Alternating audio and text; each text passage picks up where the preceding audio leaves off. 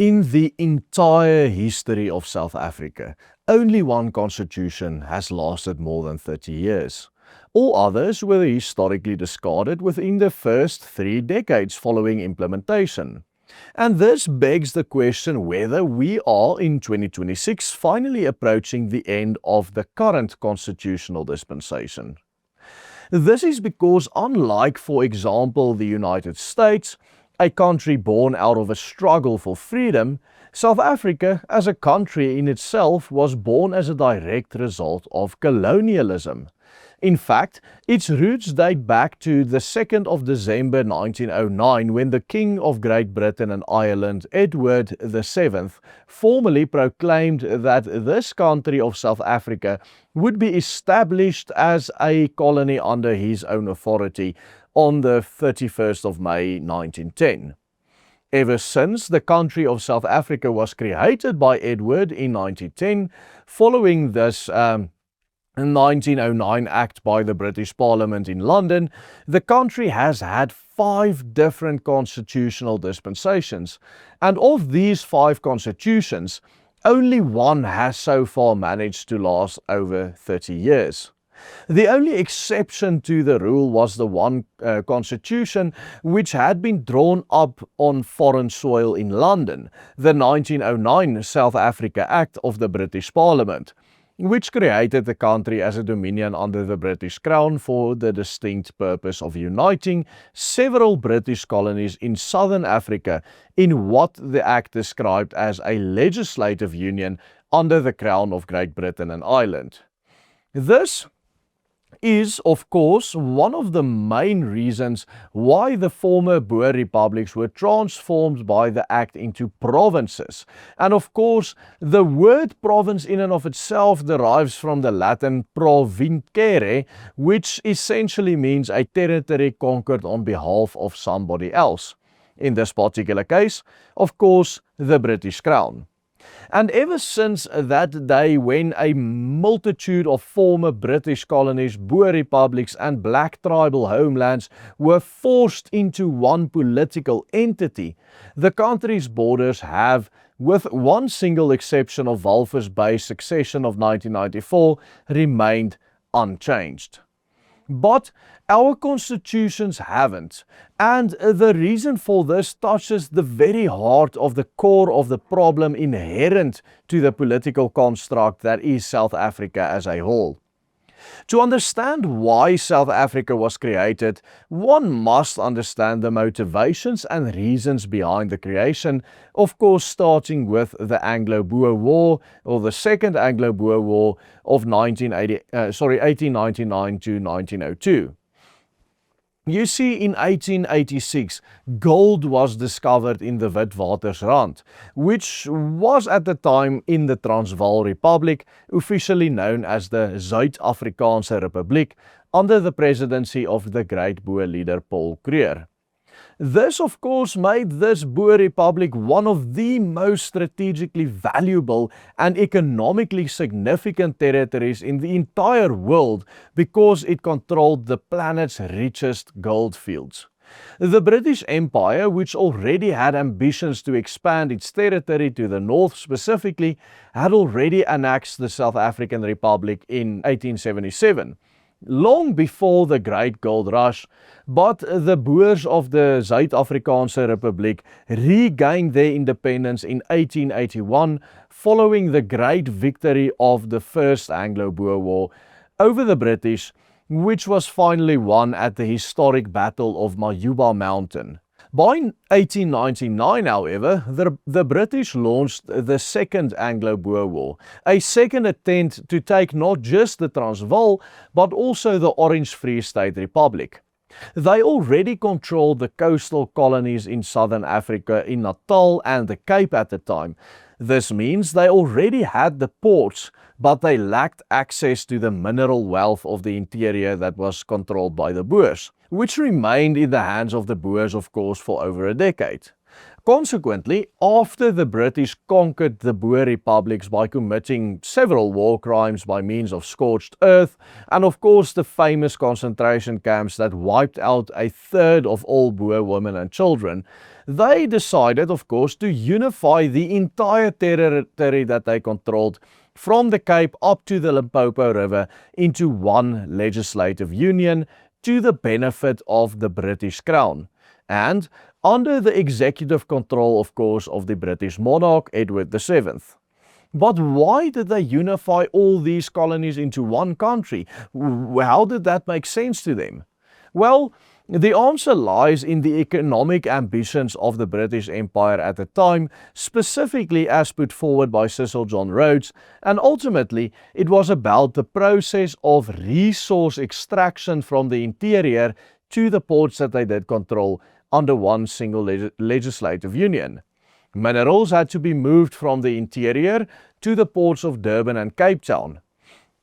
In her 1926 book entitled The South Africans, author Sarah Millen points out that the South African Railways and Harbours Administration, established on the 31st of May 1910, and which centralized the administration of the entire logistic network under one government, is the absolute key to understand why this country was created by Britain in the first place. But the implications of this for the country of South Africa today have been absolutely profound. Where a nationhood or a nation state historically entailed ethno-territorial entities, such as we see all over Europe, for example, Germany, Spain, France, etc. In the case of South Africa, nationhood became tied to the economic interests of a foreign power, Imperial Britain. And at the beginning of the 20th century, Imperial Britain needed a single economic entity with a single centralized legislative framework. That framework was provided by the South Africa Act of 1909 and its accompanying statutes, which served, of course, as the first constitution of South Africa, or the Union of South Africa in this case.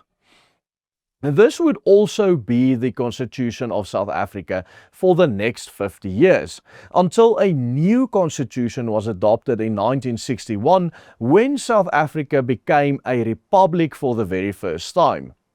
With, of course, new constitutions being ratified again in 1983, 1993, and again in 1996.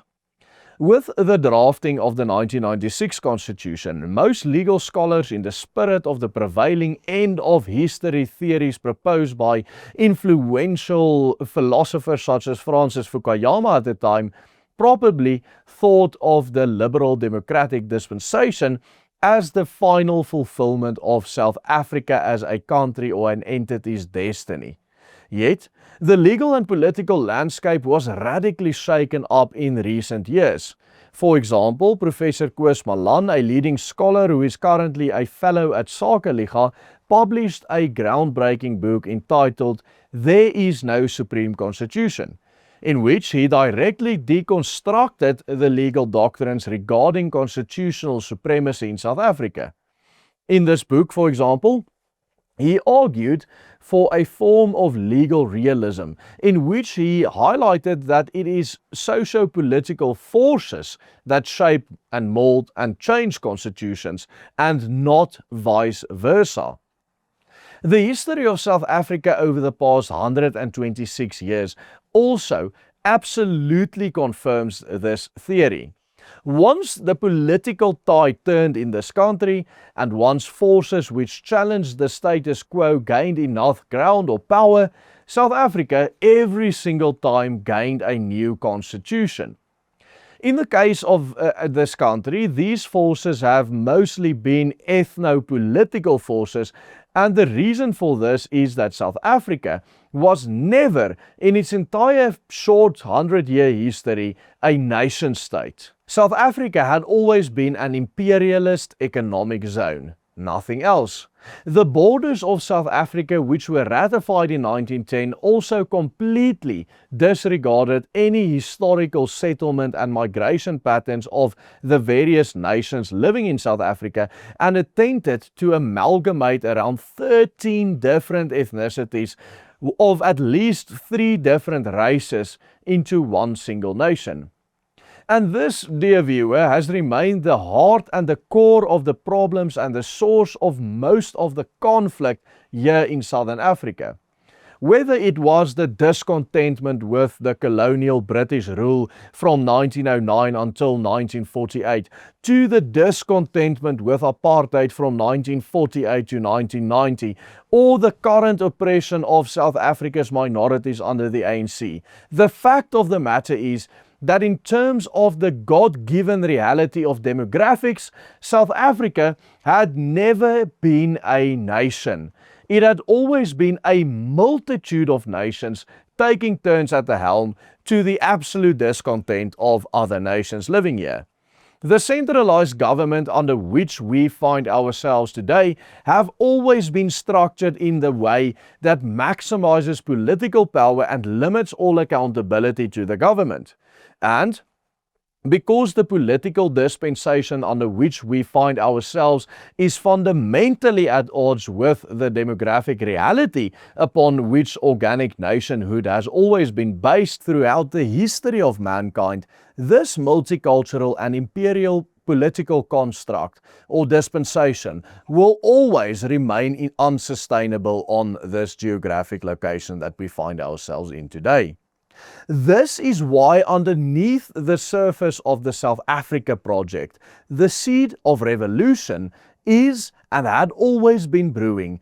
And this is also why we see politicians constantly chop and change constitutions and laws, whether this be through amendments or through complete constitutional overhauls. And therefore, the big question in our minds today is, with the ANC's international reputation being destroyed, along with the party's bankruptcy, both financially and ideologically, is whether we are in fact on the brink of yet another constitutional overhaul. Such an overhaul could of course reshape the entire political landscape of this region, along with the borders that have largely remained in place since 1910. Here at the Willem Petzer Group, we also recently touched on the subject of borders being redrawn and how likely this is in the future. You can view this full analysis by clicking on this link appearing on your screen right now. And do remember to support our work by becoming a paying member of the Willem Petzer Group. A lot of research goes into making these videos, and in order for us to keep the team running and pay everyone's salaries to produce videos of this quality every single day, we ask that you follow the easy steps on the banner underneath me. Goodbye and God bless.